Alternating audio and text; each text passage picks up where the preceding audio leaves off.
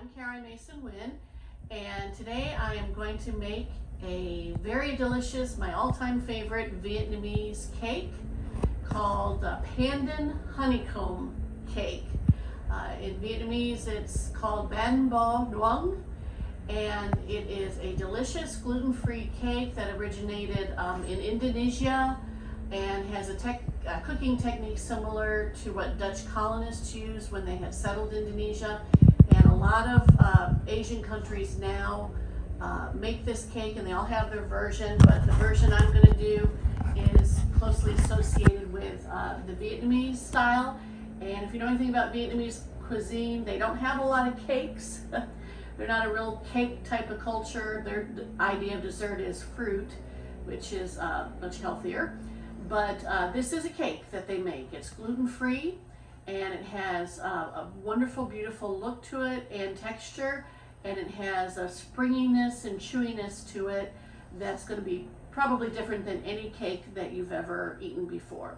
It's a favorite in our house and requires no additional things like icing or fillings or anything.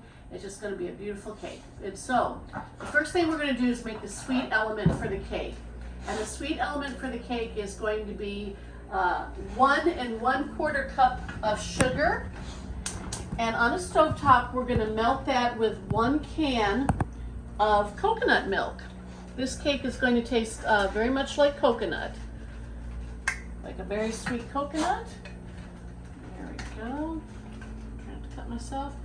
All right, so we're going to pour that in there and stir it together until we make a really nice syrup. We're not going to boil it. We're just going to get it hot enough so that all the graininess from the sugar is dissolved, and it's going to be a wonderful syrup. And we're going to go ahead and put 1 teaspoon of salt in there as well to offset a little bit of the sweetness. And that's basically your sweet element to the cake. 1 1/4 cup of granulated sugar and a can of coconut milk, which I think is typically 14, this is 13 and a half, 14 ounces of coconut milk. All right. Okay, so we've gotten the coconut syrup the way we want. It's not boiling yet, and it's nice and clear.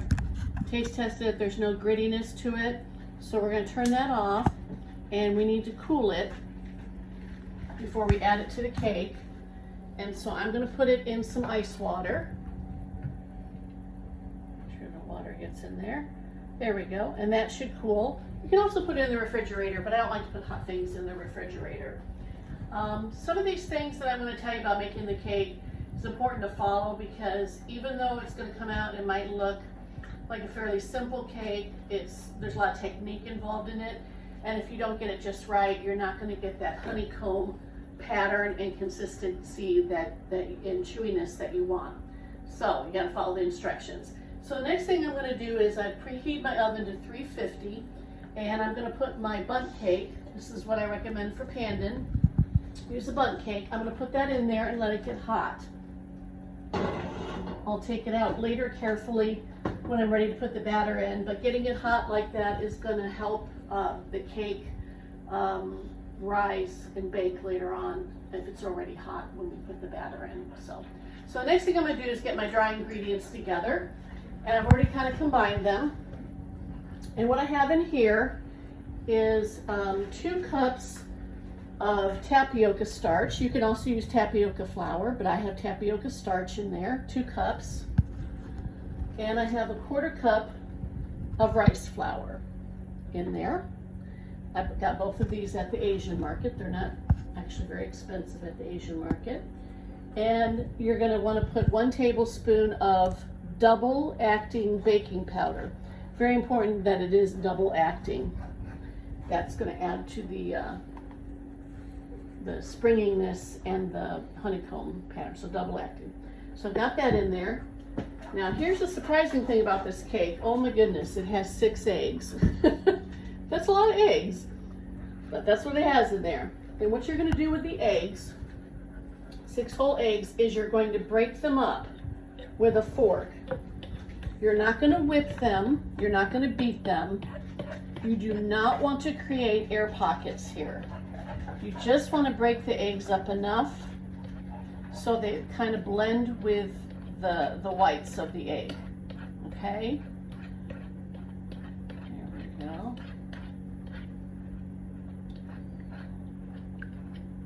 Get that nice and broken up there. I think that's just about the consistency we want. You can see there, you can still see some of the whites of the eggs. Coconut and sugar mixture all cooled. It's been sitting in ice water for about, I would say about 15 minutes. We've got our dry ingredients mixed together and we've got our eggs broken up. So the first thing we're going to do is we're going to add this coconut sugar mixture to the eggs. So I'm going to go ahead and do that. I'll use a spatula just to get the rest of it in there. All that sugary goodness, coconut flavor. Lovely. I'm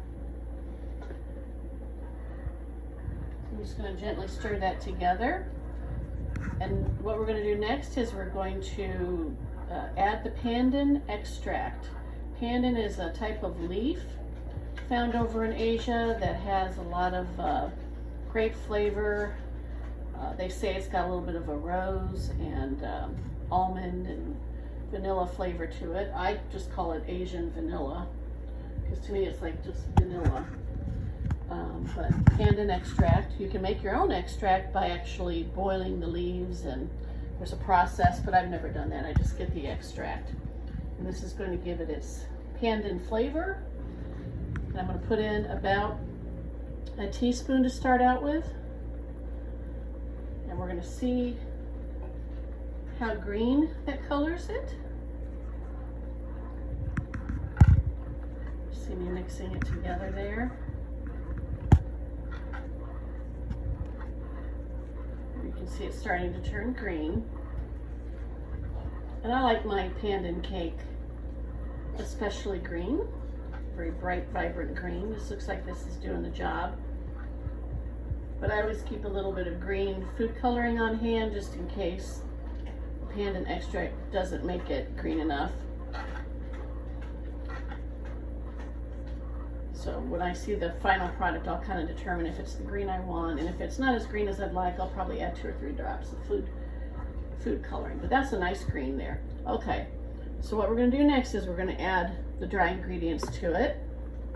I'm just going to dump it in there.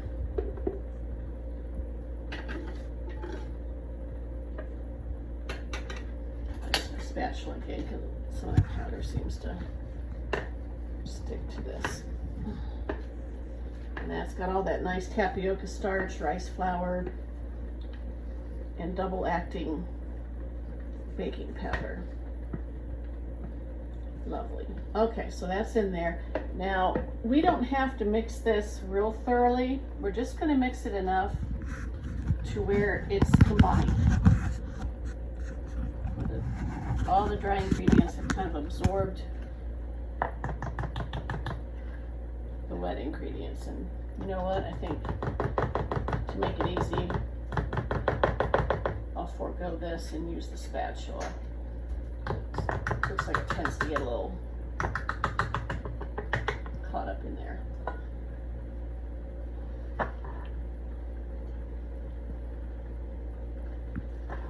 There we go. We're never going to beat it with a beater.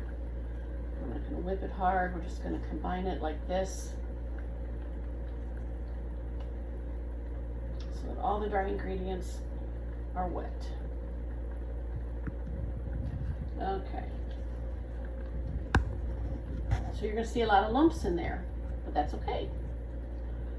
That is absolutely okay, because the next thing we're going to do is probably something you've never done with a cake before, and that is we're going to strain it.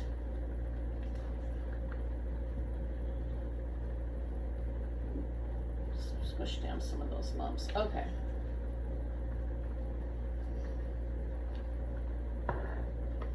All right, I'm going to take that bowl again. I'm going to get my strainer, put it over there.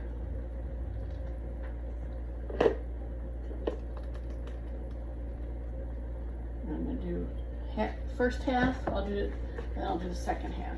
I don't want to put too much in there. And all I'm doing really is pushing down with my spatula.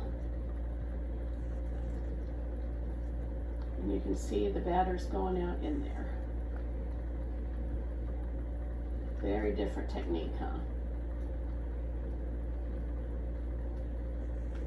Reminds me of that Nickelodeon sludge they would pour on kids back in the 90s. It's very liquidy, and it's a nice green, but I like it really green, so I'm going to put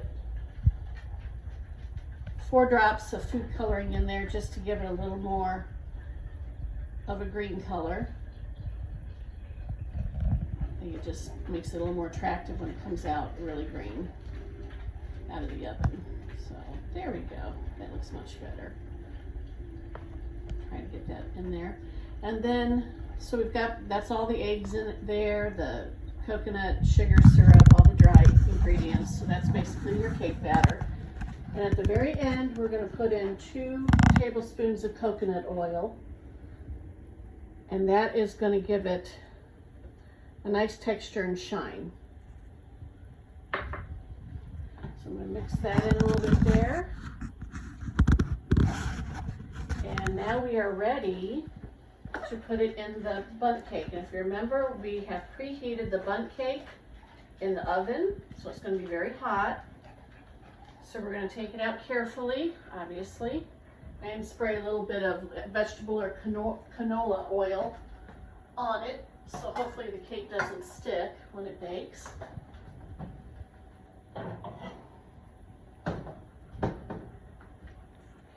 This over here.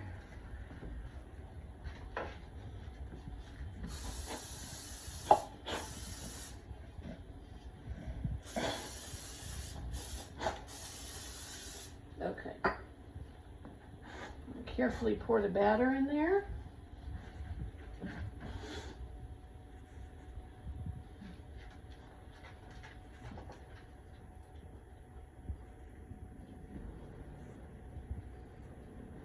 There we go. And again, the oven is at 350 degrees. Already been preheated. And we're going to cook it for 40 to 45 minutes in the preheated oven. 40 to 45 minutes.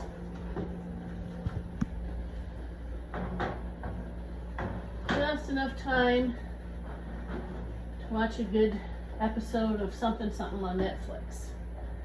So we'll be back there to see how it turned out. But after the 40 to 45 minutes, what we do is we turn the oven off, we crack it to vent it, and we leave it in there another 30 minutes at least. So we don't just like take it completely out after that 45 minutes. We let it sit there another 30 minutes with the oven off and cracked. That's going to help it so that when it cools down, it hopefully doesn't deflate and lose that honeycomb shape.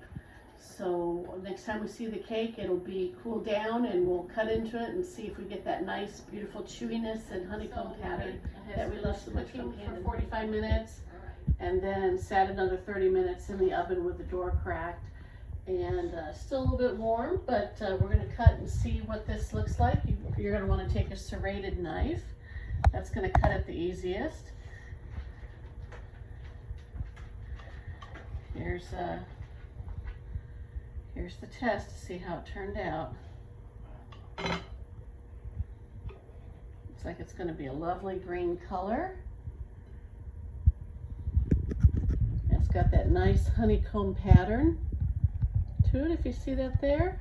So the other side. Very stretchy. Look at that. Very, very delicious cake. See how it stretches? This can sit out for a couple of days and still stay soft. And doesn't need to be warm to eat it. Room temperature is fine, but I'm going to have a cover on it.